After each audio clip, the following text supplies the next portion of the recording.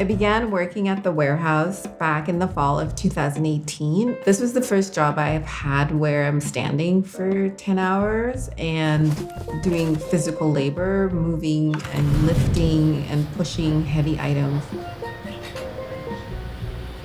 I work in the outbound department at our facility. I initially started by being trained as a picker, which is taking orders on the floor and retrieving them.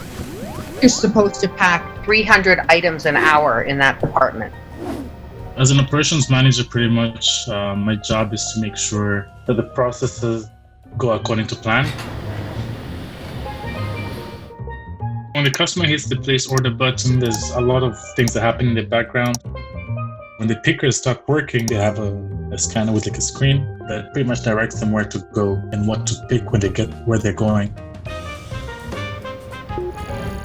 The scanner tells us how much time we have to pick it, and it tells us what area of the facility we need to go to in order to get the item.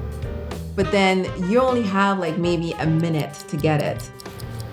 So you can be going from one end of the facility to the other end of the facility, and you have to remember it's like 2 football fields long within minutes. And so it's very difficult to beat the scanner. It's very difficult to get those items in the time that's allotted to you on the scanner. And so if you don't get the item in that time frame, you know you're falling below the rates because everything is about the rates. There's a rate for picking single items, picking large items, picking multi-items. Normally, the minimum productivity, at least in my workplace, is what 75% of the employees tend to achieve. So this 75th percentile is the minimum productivity, and then everyone below that is in a coaching zone to try to enter into that 75th percentile.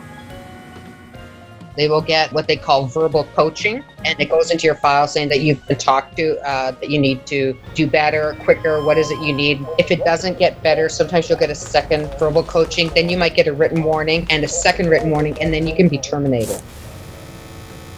The system is designed for you to just produce, to just work, to just be productive. You're always being timed and you're always being watched. It's not designed for you to be social or to be comfortable. It's designed to make you uncomfortable so that you just work as much as you can.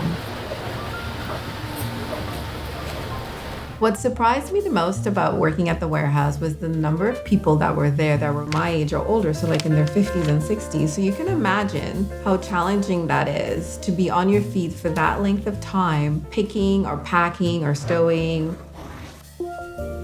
Usually after each break, you're assigned to a different department. So we rotate around. Everybody does it except those that are on modified duty. Some women have back problems or leg problems. They can't walk a lot, so they stay at the pack stations. Not only did you have to worry about your rates in terms of how fast you picked items, but you also had to worry about safety and worry about, not getting injured and not injuring anyone. You're all doing the same job, but you have to be mindful of each other. But there are still wonderful people that I look forward to seeing every day. I've made some really good friends there. I enjoy what I do. I know I do a good job of it, and it's fulfilling to me at the end of the day. Walk out knowing I did the best that I could do. One of the good things about the company is it puts you in a position to work with people from many different backgrounds. It teaches you a lot about how to deal with people, and the challenges help you grow. The problem is the wages are minimum wage.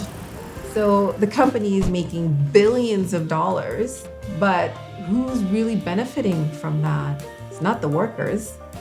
Who is it then?